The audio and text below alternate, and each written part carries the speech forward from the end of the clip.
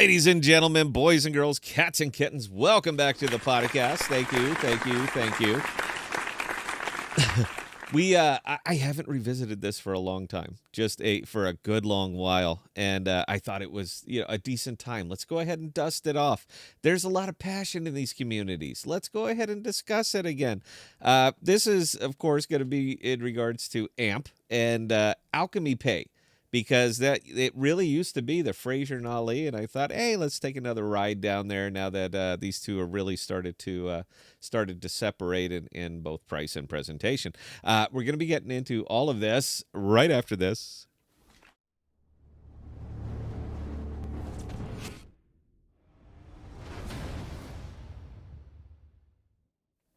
And I hit two buttons there at the same time. Sorry, I don't edit. I do everything in a live run. I posted, I bought some amp yesterday. It's been a while. It's been a long, long while, but I did buy some amp yesterday. I purchased 75,000 amp. I'm just saying I'm a pretty big deal.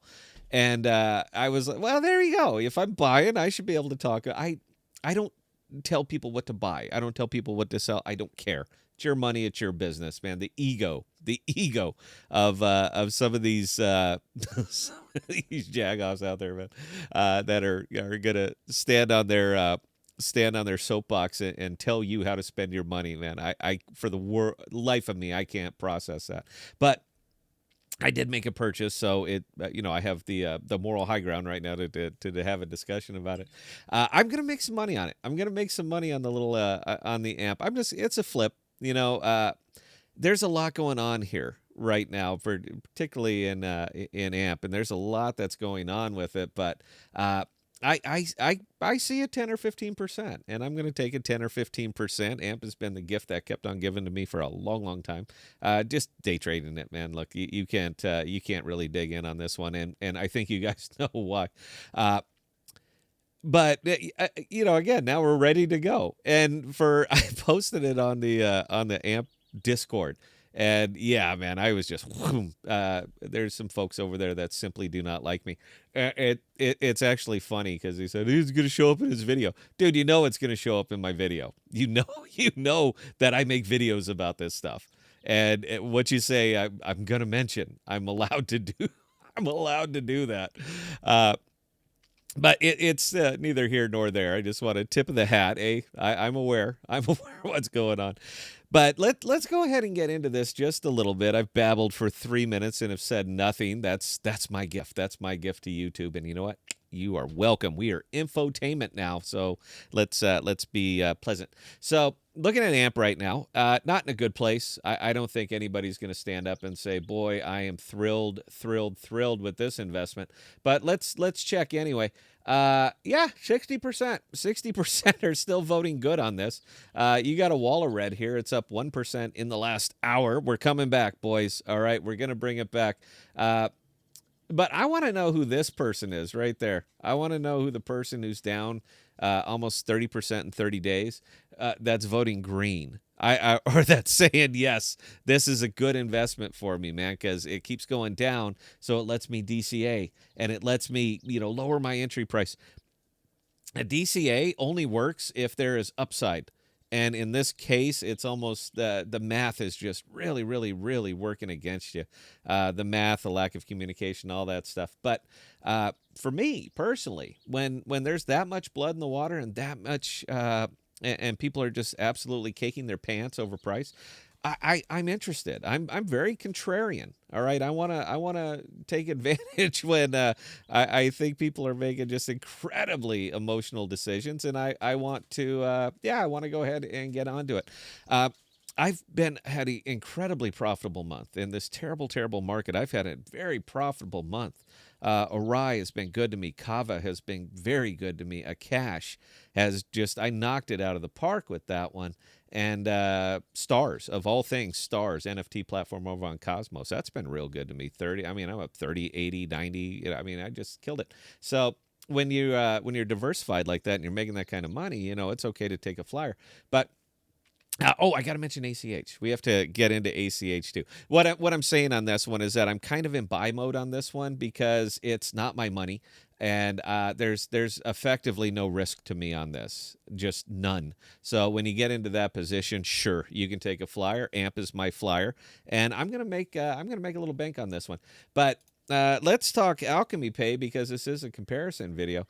So back in the day, thank you. Back in the day, this was the whole thing, man, was the AMP and the ACH. They are effectively doing the same thing. They are. All right. They're both started out as pay rails. Alchemy Pay pretty well pivoted away from that just to be fiat on ramp and off ramp. It's what Flexus should have did. A long, long time ago. It's what they should have did. Alchemy just happened to beat them to it. And from an investment standpoint, which is what we are talking about here is an investment. From an investment standpoint, man, it is just worlds ahead. Now, ACH did the same thing, man, from 22 cents down to like nothing and then started to make a comeback.